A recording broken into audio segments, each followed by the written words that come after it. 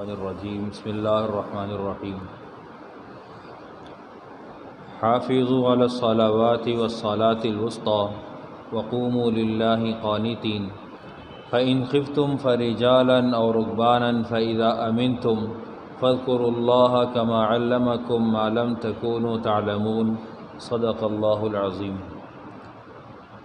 حافظوا علی الصلوات، حفاظت کرو نمازوں کی اور درمیانی نماز کی، وقوموا للہ قانتین، اور کھڑے ہو اللہ کے لیے عاجزی کے ساتھ، فإن خفتم فرجالا، پس اگر خوف زدہ ہو تو فرجالا چلتے ہوئے، اور رکبانا یا سواری پر، فإذا امنتم، پس جب تم حالت امن میں ہو، فاذکروا اللہ کما علمکم ما لم تکونوا تعلمون، بس تم اللہ کو یاد کرو ایسے جیسے اللہ نے تمہیں سکھایا ہے، ما لم تکونوا تعلمون، اس کے بارے میں تم نہیں جانتے تھے۔ بات چل رہی تھی طلاق کے موضوع کی۔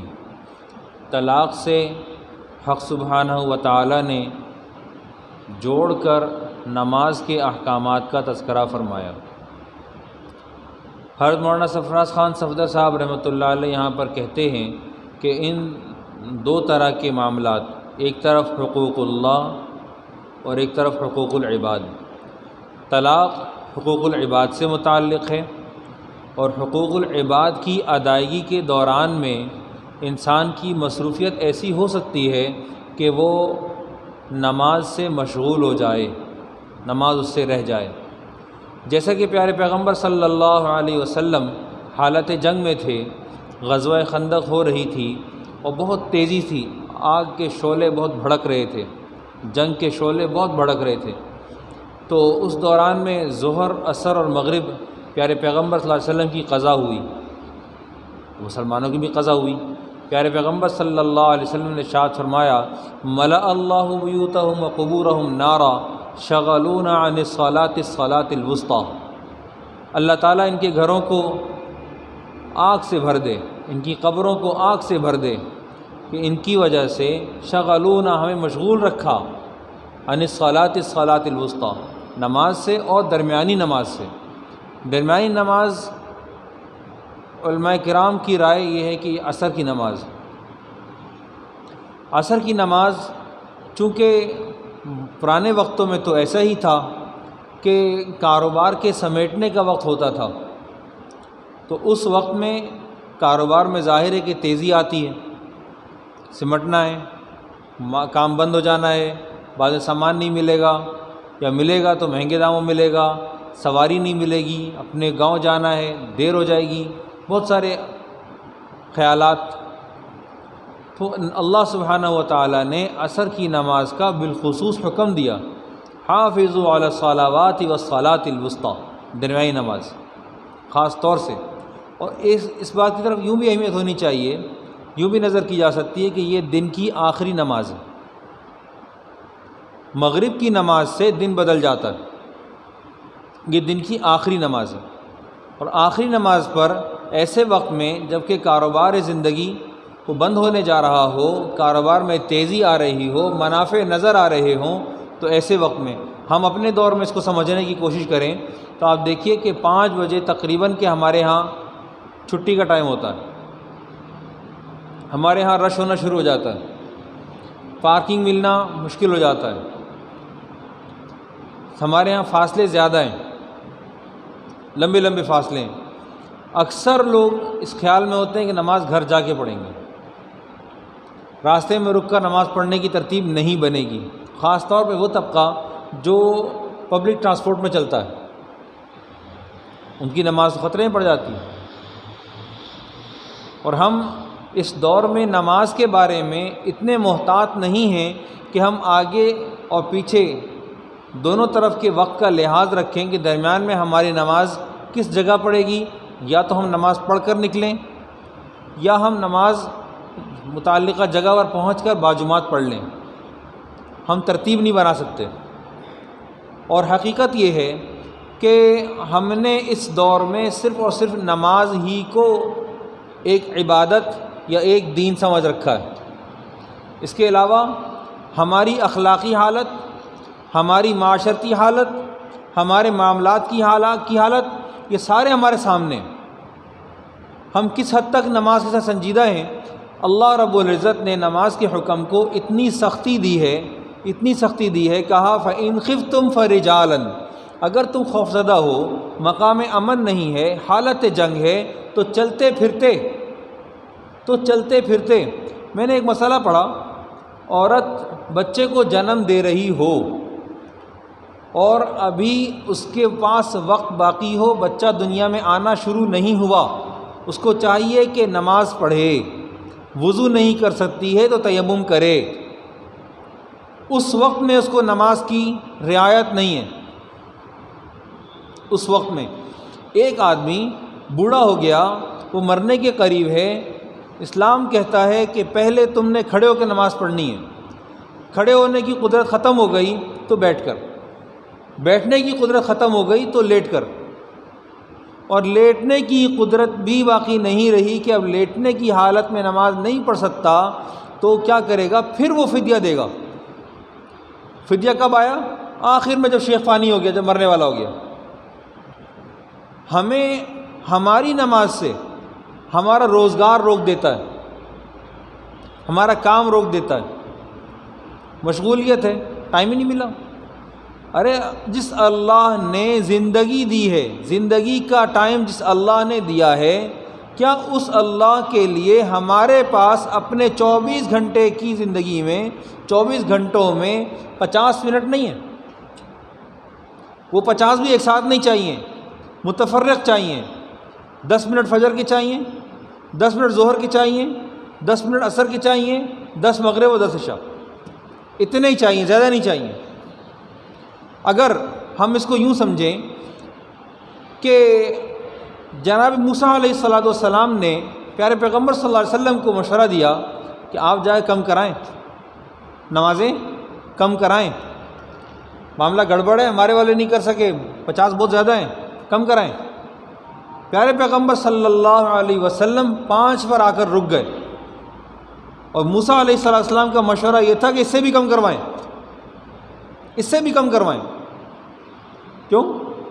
اگر کہ وہ 50 برقرار رہتی تو اس وقت میں ہر 27-28 منٹ کے بعد ایک نماز تھی، حساب لگا لیں، ایک نماز آ جاتی، اور اتنے محدود وقت میں ہم کاروبار کرتے، روزگار کرتے، نوکریاں کرتے، بچوں کو پالتے یا نمازیں پڑھتے۔ اگر ہر 27 منٹ کے بعد نماز آ رہی تھی تو پھر ظاہر ہے کہ نماز کو بھی 10 منٹ چاہیے تھے۔ ہم مصلی چھوڑتے نہیں، دوبارہ مصلی بیٹھتے۔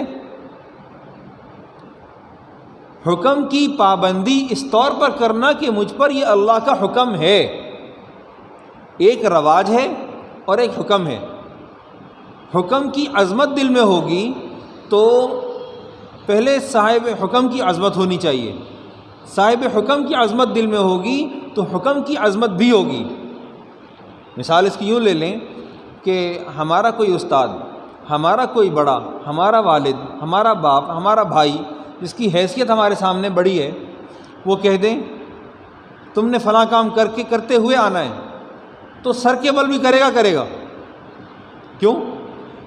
پہلے صاحب حکم کی عظمت دل میں ہے، پھر اس کے بعد حکم کی تعظیم بھی ہے۔ ہمیں اس بات کی ضرورت ہے کہ ہم حق تعالیٰ کی عظمت کو پہچانیں۔ پہلے حق تعالیٰ کی عظمت کو پہچانیں گے تو اس کے بعد حکم کی تعظیم بھی اپنے اندر میں پائیں گے۔ صحابہ رضوان اللہ علیہم اجمعین کی زندگیوں میں ہمیں عام طور پر حالات ایسے ملتے ہیں کہ جی اذان کا وقت ہوا، نماز کا وقت داخل ہوا، رنگ بدل گیا۔ کیا ہوا؟ سانپ سونگھ گیا جیسے۔ کیا ہوا؟ نماز کا وقت داخل ہو گیا۔ خالق حقیقی کے سامنے کھڑے ہونے کا وقت آ گیا ہے، اور کھڑا ہونا بھی ایسا کہ پرندے آ کر اوپر بیٹھ جائیں، فرق نہ پڑے۔ علی رضی اللہ تعالیٰ عنہ کو ایک تیر لگا، وہ تیر ایسا تھا کہ اس کا پھل ایسے مڑا ہوا تھا، ایسے۔ جب وہ گھس گیا تو اس نے جو ہے نا اندر جا کر جگہ بنا لی، اور وہ جگہ ایسے بنائی کہ اب نکلتا نہیں تھا۔ علی رضی اللہ تعالیٰ عنہ کے نکالنے والے آئے کہ نکال دیتے ہیں، میں نماز پڑھتا ہوں، میں نماز پڑھوں گا تم نکال لینا. ایسا خوف. ہمیں ایک مکھی ہماری نماز اچھا کے لے جائے. وَإِن يَسْلُبْهُمُ الذُّبَابُ شَيْئًا لَّا يَسْتَنقِذُوهُ مِنْهُ. ہم تو اتنے کمزور ہیں کہ مکھی ہم سے کوئی چیز چھین کے لے جائے تو ہم اسے چھڑا نہیں سکتے. اللہ تعالیٰ نے کہا ضعف الطالب والمطلوب. طالب اور مطلوب دونوں کمزور ہیں. ہم اپنی کمزوری اللہ تعالیٰ کے حضور میں پیش کرتے ہیں، لیکن حق تعالیٰ کی احکامات کو اگر پورا ادا نہیں بھی کر سکتے تو پورے کا مطالبہ بھی نہیں ہے. یہ ہے ادخلوا فی السلم کافہ، پورے اسلام میں داخل ہو جاؤ، یہ تو حکم ہے. لیکن ہمیں اس دور میں، ہم 1400 سال بعد کے لوگ ہیں، ہمیں اس وقت میں ایک سنت زندہ کرنا انگارہ ہاتھ میں لے کر چلنے کے برابر ہے. 70 شہیدوں کا ثواب لکھا ہوا ہے. ہمیں اتنا اجر مل رہا ہے اور مطالبہ ہم سے 10% ہے. یہ دور ہے 10% والا کہ تم 10% لے آؤ. ہم 10% بھی پورا نہیں دے سکتے. آپ حساب لگائیں، آپ 25 نمبر دے دیں عبادات کو اور اسی طرح 25 کو تقسیم کر دیں معاملات، معاشرت اور اخلاق پر. 25 عبادات کے نکال دیں تو پیچھے بچ گئے 75. یہ والے 75 ہم سے صفر ہیں. ہم سے طلاق کے احکامات سیکھ لیں، پوچھ لیں. شادی کرنے کا شوق ہے لیکن احکامات طلاق کا ہمیں پتہ کچھ بھی نہیں ہے. طلاق کیسے واقع ہوتی ہے، طلاق کب دینی ہے، آیا یہ ہتھیار ہے یا ضرورت ہے، ہمیں اپنے حقوق کے بارے میں پتہ نہیں ہے. معاملات مجھے کہیں سے بھی اس وقت پیسے مل جائیں، حلال حرام کی تمیز سے بالاتر ہو کر کمانا چاہتا ہوں. ہر شخص کی اس وقت ضرورت، اور اس کا گمان یہ ہے یحسب ان مالہ اخلدا، وہ یہ گمان رکھتا ہے کہ اس کا مال ہمیشہ دائمی طور پر اس کے پاس رہے گا. گنتا رہتا ہے، بڑھانے کی سوچتا ہے. اخلاقی حیثیت، میں راستے پر جا رہا ہوں، مجھے اپنی گاڑی موڑنی ہے اور مجھے گاڑی موڑنے کے لیے یا تو سامنے والے کا حق مارنے کی ضرورت ہے یا پیچھے والے نے میرا حق مارنا ہے. ہم میں سے ہر دوسرا شخص دوسرے کا اخلاقی حق مارنے کو تیار بیٹھا ہے. پہلے میں گزر جاؤں، کیا ہوگا، آگ بجانے جانا. یہ ایسے حقوق ہیں جو ہمارے آپ سے مستقل وابستہ ہیں. اچھا جی، یہ ہم نے 75% کا حساب کتاب ملیامیٹ کر رکھا ہے. اب آ جائیں عبادات کے اوپر. ہماری عبادات کا حال یہ ہے کہ 5 نمبر دے دیں آپ توحید کو، 25 میں سے 5 نمبر دے دیں آپ توحید کو. یہ ہم میں کہ ہر شخص پر موجود ہے. اب اس کے اندر ہم نے کتنی مکسنگ کی ہے، کتنے باباؤں داتاؤں کو ملا لیا ہے، یہ الگ ہیں. لیکن لا الہ الا اللہ تقریباً سب کے پاس ہے، ماں کی گود سے ملا تھا.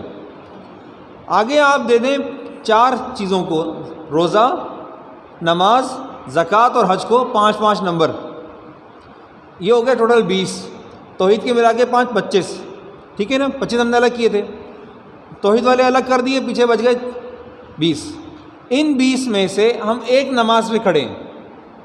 روزہ سالانہ حساب کتاب ہے، زکوٰۃ سالانہ حساب کتاب ہے، اور حج من استطاع الیہ سبیلا، جو قدرت رکھتا ہے اس کے ذمے.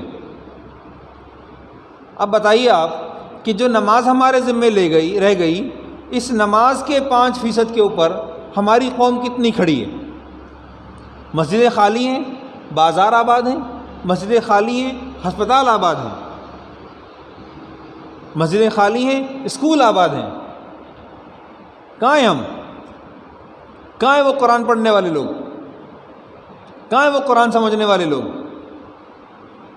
ہم اپنے معیار پر اپنے دین کو تولنا بھی چاہتے ہیں. نعوذ باللہ یہ چاہنے لگے ہیں کہ اللہ سبحانہ و تعالی ہمارے معیار کے اوپر آ جائے، ہم اللہ کے معیار پر نہ جائیں. اس کی مثال یوں لے لیں، گناہ ہو رہا ہوتا ہے، ہم اس کو روکنے کی کوشش کرتے ہیں تو سامنے سے جواب کیا ملتا ہے؟ اللہ غفور الرحیم ہے. ڈٹائی ہماری اللہ غفور الرحیم ہے. اگر اللہ سبحانہ و تعالی جیسا کہ ہے واقعتاً ہے غفور الرحیم ہے، تو قہار جبار بھی تو ہے۔ نحوست اس بات کی یہ ہے، ہمارے اپنی سوچ کی نحوست یہ ہے کہ ہم یہ چاہتے ہیں ہم گناہ کر گزریں اور حق تعالی ہمارے معیار کے مطابق اس وقت ہم سے ناراض نہ ہوں، بلکہ ہم پر شفقت فرماتے ہوئے ہمیں معاف بھی کر دیں۔ گویا کہ ہم یہ چاہتے ہیں کہ اپنے نفس کی خواہش بھی مکمل کر لیں اور حق تعالیٰ سے کہیں کہ یا اللہ میاں ہم تیرے شایان نشان عمل کر نہ سکے، لہٰذا تو ہمیں معاف بھی کر دے اور ہمیں ہماری خواہش نفس کی اتباع کرنے پر جنت بھی دے دے، کیونکہ تو غفور رحیم ہے، تو معاف کرنے والا ہے۔ حق تعالیٰ نے نفس کو قتل کرنے پر جنت کا وعدہ کیا ہے، کیا کہا؟ وَأَمَّا مَنْ خَافَ مَقَامَ رَبِّهِ وَنَهَى النَّفْسَ عَنِ الْهَوَىٰ، وہ جو اپنے رب کے سامنے کھڑے ہونے سے ڈرا اور اس نے اپنی ذات کو خواہش نفس کی اتباع سے روکا، تو فَإِنَّ الْجَنَّةَ هِيَ الْمَأْوَىٰ، اس کا ٹھکانہ جنت ہے۔ اس کے برعکس وہ شخص فَأَمَّا مَنْ طَغَىٰ، جس نے سرکشی کی، یہ وہ والا شخص ہے، اس کی مثال میں ابھی دی میں نے، گناہ بھی کرتا ہے، غفور رحیم بھی جانتا ہے، وَآثَرَ الْحَيَاةَ الدُّنْيَا، سرکشی بھی کی، دنیا کی زندگی کو حقیقی جانا، تو قرآن پاک نے کہا فَإِنَّ الْجَحِيمَ هِيَ الْمَأْوَىٰ، اس کا ٹھکانہ جہنم ہے۔ اس بات کو سمجھ لیا جائے، جس ذات نے قیامت کو، طوفان کو، آفت کو برپا کرنا ہے، وہ مشورہ دے رہی ہے اِنَّهُمْ يَرَوْنَهُ بَعِيدًا، یہ اس کو دور دیکھتے ہیں، وَنَرَاهُ قَرِيبًا، ہم اس کو قریب دیکھ رہے ہیں۔ کس کو قریب دیکھ رہے ہیں؟ قیامت کو۔ آج 1400 سال گزر چکے، پیارے پیغمبر صلی اللہ علیہ وسلم پر آئی ہوئی ان آیات کو 1400 سال گزر گئے، اس وقت قریب تھا، وہ ذات باری تعالیٰ خود مشورہ دے رہی ہے قریب ہے، تو اب کتنا دور رہ گئی ہوگی؟ اب کتنا دور رہ گئی ہوگی؟ یعنی کہ اور مزید قریب آ گئے نا، ہم تو قرب قیامت میں پڑے ہوئے ہیں، اور ہم اجر کے اعتبار سے دوہرے طور پر نوازے جا رہے ہیں، لیکن پھر بھی ہم خود اپنا جائزہ لیں تو ہمیں محسوس ہوگا کہ ہم نے جس طرح سے کوتاہی کی ہے اپنے معاملات میں، اور اس کے بعد پھر ہم امید لگا رکھی ہے حق تعالیٰ کے ساتھ کہ وہ نرمی برتیں گے، وہ تو رحیم ہے۔ اس نے کہا ہے مالک یوم الدین، آخرت کے دن کا مالک ہے۔ مالک کا مطلب یہ ہوتا ہے کہ آج اگر اللہ سبحانہ و تعالی ہمارے معاملات میں، قرآن پاک ہمیں دے کر کہ جی قتل ہو گیا، قصاصاً قتل لے لو، قصاص میں بندہ مار دو، جی آنکھ پھوڑ دی ہے بدلے میں آنکھ پھوڑ دو، دانت توڑ دیا بدلے میں دانت توڑ دو، یہ اس وقت کیا فیصلے ہیں؟ یہ ایک قاضی والے فیصلے ہیں، یہ جج والے فیصلے ہیں۔ زمین کے امن کو برقرار رکھنے کے لیے خلیفہ کو احکامات دے دیے ہیں کہ تم سنبھالو، ٹھیک ہے، تم سنبھالو، ہوا، پانی، بارش، بادل، طوفان، سب کچھ اللہ نے اپنے قدرت میں رکھا، تخلیق کے سارا نظام اللہ تعالیٰ کے اپنے ہاتھ میں۔ زمین کا امن قرآن پاک کے آئین کے مطابق انسان کے حوالے کر دیا۔ تمہارا کام کیا ہے؟ نماز قائم کرو، زکوٰۃ ادا کرو، روزہ رکھو، حج کرو، نکاح کرو، طلاق دو، لیکن کیا کرو؟ حقوق اللہ کے ساتھ حقوق العباد کی پابندی بھی کرو۔ آئین تمہارے پاس ہے، دستور تمہارے پاس ہے، تم نے چلانا ہے۔ اچھا یا اللہ میاں میری باری آئی، میں آپ کے حضور میں کھڑے ہونے والا ہوں، اب کیا نقشہ ہے؟ اللہ سبحانہ و تعالی غفور الرحیم ہے، مالک ہیں، لیکن جس وقت میں وہاں کھڑا ہوں گا حق تعالیٰ کی عدالت میں، اس وقت وہ جج اور قاضی نہیں ہے، جج اور قاضی نہیں ہے، وہ اس وقت وہ مالک ہیں۔ اب مالک کی مرضی ہے کہ وہ معاف کر دے یا پکڑ لے، یہ مالک کی مرضی ہے۔ اب میں مالک کے سامنے پیش ہونا چاہتا ہوں اس معیار کے ساتھ کہ دنیا میں بدمعاشی کر کے آیا ہوں کہ یا اللہ تو غفور رحیم ہے، اور جب حق تعالیٰ کے سامنے کھڑا ہوں گا تو وہ تو مالک ہے، وہ میری بدمعاشی کو سامنے رکھ کر، میری طرف سے کیے جانے والے ظلم کو جو کہ میں نے حق تعالیٰ پر کیا تھا، ان کے احکامات کے ساتھ کیا تھا، اس کو سامنے رکھ کر میرا مواخذہ فرما لے تو اسے کوئی مانے ہے؟ اسے کوئی روک سکتا ہے؟ قطعاً کوئی نہیں روک سکتا، وہ تو مالک ہے۔ اور یہ بات بھی ہمیں اچھی طریقے سے پتہ ہے کہ حق تعالیٰ کے سامنے کسی کو بھی شفاعت کی اجازت نہیں ہوگی، اور آس پاس کے لوگ تو پہچانتے بھی نہیں ہوں گے۔ ہم یہاں دنیا میں قبریں خریدتے ہیں، ایک مرحوم ہوتا ہے، جذبات جوان ہو جاتے ہیں، فوراً کہتے ہیں برابر ہے میری قبر ہوگی، جگہ بناؤ، فوراً سے جگہ خرید لیتے ہیں، پھر کہتے ہیں چلو ٹھیک ہے میں نے رعایت دے دی، میں نے قربانی دی، فلاں کو دے دو۔ عائشہ رضی اللہ تعالیٰ عنہ نے بھی اپنی قبر عمر کے حق میں چھوڑ دی تھی رضی اللہ عنہ۔ ہمارے جذبات یہ ہیں، قبر کی تیاری قبر پہ کھڑے ہو کر تو یاد ہے، لیکن پھر کیا ہوتا ہے، کوئی اور ہم سے پہلے سبقت لے گیا تو کہتے ہیں یہ جگہ چھوڑ دو، نہیں ٹھیک ہے کوئی مسئلہ نہیں، میں قربانی دے رہا ہوں، اس لیے کہ جانے کے لیے تیار بھی تو نہیں ہوں۔ حق تو یہ ہے کہ جانے کے لیے تیار بھی تو نہیں ہوں۔ بات ساری یہ ہے کہ اگر ہم صرف اور صرف نماز کو ایسے سیکھ لیں جیسے کہ صحابہ رضوان اللہ علیہم اجمعین نے پڑھ کر دی ہے یا پڑھ کر بتلائی ہے، سکھلائی ہے، تو نتیجہ کیا ہوگا کہ یہ نماز ہمارے تمام تر گناہوں کے روکنے کا سبب بن جائے گی۔ تبدیلی لانی ہے، لیکن اپنے وجود میں تبدیلی کے لیے ہم آمادہ نہیں ہیں۔ قرآن پاک نے کہا ان اللہ لا یغیر ما بقوم حتی یغیروا ما بانفسہم، اللہ تعالیٰ کسی قوم کے اندر تبدیلی اس وقت تک نہیں دیتا جب تک کہ قوم والے اپنے اندر میں تبدیلی کے خواہاں نہ ہوں۔ یہ سیاسی تبدیلی کی بات نہیں ہو رہی، یہ اپنے وجود میں تبدیلی کی بات ہو رہی ہے۔ ہدایت کا طالب ہدایت پکڑتا ہے، ہدایت کا طالب نہ ہو ہدایت نہیں مل سکتی ہے۔ اور اس کی واضح مثالیں عمر رضی اللہ تعالیٰ عنہ کا اسلام لے لیں اور ہمارا اپنا اسلام لے لیں۔ ہمارا اسلام ہمیں ہماری ماں کی گود سے ملا ہے، تو لہٰذا اس کی کوئی قیمت بھی نہیں ہے۔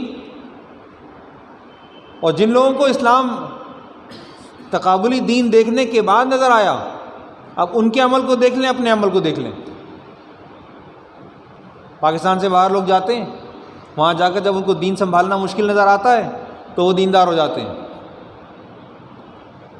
پھر وہ وہاں سے بیٹھ کر یہاں پڑھنے کی کوشش کرتے ہیں کہ ہمیں دین پڑھا دو، ہم بچا رہے ہیں اپنے دین کو، بقا کے لیے لڑتے ہیں۔ تو ہمیں پاکستان کے اندر کیا آفت آئی ہے؟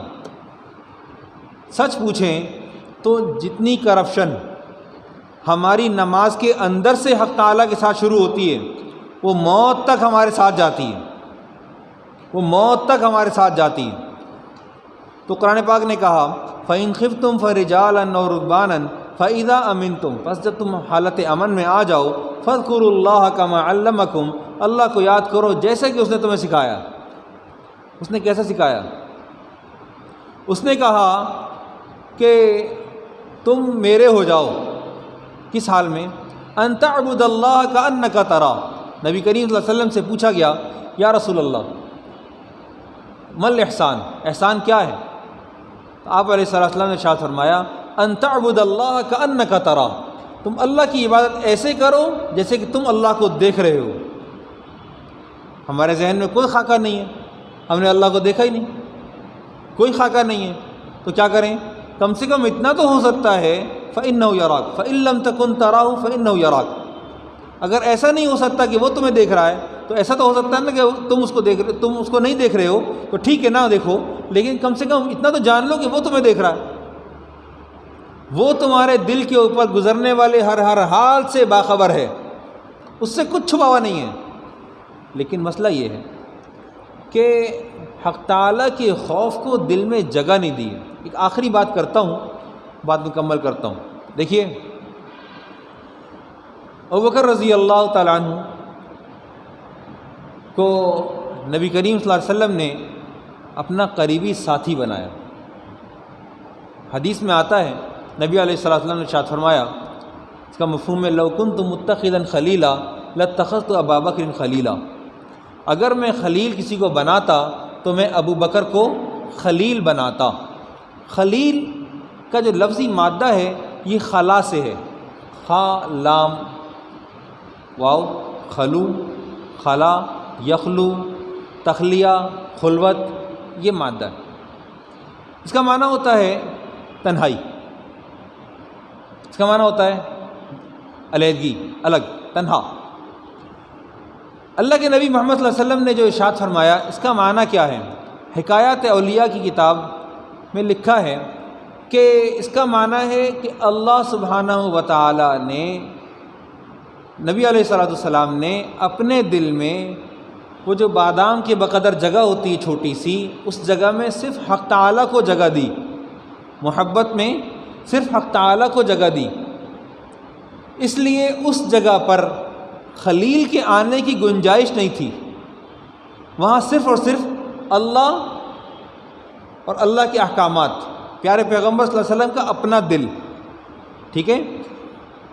لو کنت متخذا خلیلا، اگر میں کسی کو خلیل بناتا، اگر میں اس بادام بقدر جگہ میں کسی کو جگہ دیتا تو لاتخذت ابا بکر خلیلا، تو اس بادام بقدر جگہ میں ابو بکر کو دیتا۔ چونکہ یہاں پر اللہ بستے ہیں تو اس لیے یہاں پر ابو بکر کی جگہ بھی نہیں ہے۔ یہ محبت کا معیار ہے، یہ عشق خداوندی کا معیار ہے۔ حضرت حکیم اختر صاحب رحمۃ اللہ علیہ کو کسی آدمی نے خواب میں دیکھا، ایک لڑکا ہے، وہ چھوٹا سا ہی ہے، پتلا دبلا سا۔ میں نے اللہ تعالیٰ سے دعا کی، یا اللہ پاک مجھے اپنی ایسی محبت عطا فرما جیسی آپ نے حکیم اختر صاحب کو عطا فرمائی ہے، اپنی محبت۔ اپنی محبت کا مطلب یہ بن دیکھی محبت، انجانی محبت، ایسی محبت جس میں معبود اور بندہ آمنے سامنے ہوں، درمیان کی کائنات کی کوئی چیز نہ ہو، سارے پردے ہٹے ہوئے ہوں، مجھے معبود نظر آتا ہو، عجیب محبت۔ کہتا ہے مجھے اسی وقت اونگ آئی، میں نے محسوس کیا کہ مجھ سے کہہ رہا ہے کوئی، اختر کے دل میں صرف ہم ہیں، اختر کے دل میں صرف ہم ہیں۔ اور یہ جو نقطہ میں نے آپ کو بیان کیا، آپ لوگ نہیں تھے، جمعے کی نماز بیان کیا تھا، اس میں ہم کہتے ہیں نا ایاک نعبد، یہ خزائن القرآن میں لکھا ہے۔ ایاک نعبد میں ہم جو نعبد کا لفظ استعمال کرتے ہیں، یہ ہے ہم آپ کی عبادت کرتے ہیں۔ ہم جو عبادت کرتے ہیں تو میں تو فرد واحد ہوں، آپ فرد واحد ہیں۔ اگر آپ کا امام میں ہوں تو میں متکلم ہوں حق تعالیٰ کے سامنے، تب تو مجھے زیب دیتا ہے میں کہوں ہم آپ کی عبادت کرتے ہیں۔ لیکن جب میں انفرادی طور پر اپنی نماز پڑھ رہا ہوں تو میں کیسے کہہ رہا ہوں ہم؟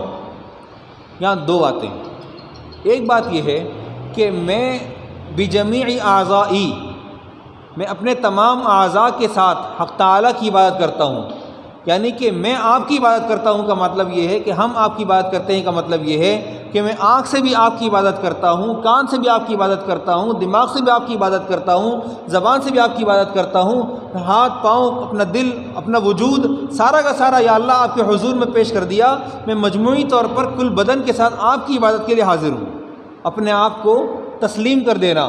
اور یہ معنی ہے ادخلوا فی السلم کافہ، پورے اللہ کے حوالے ہو جاؤ، ایک مطلب۔ دوسرا مطلب کیا ہے؟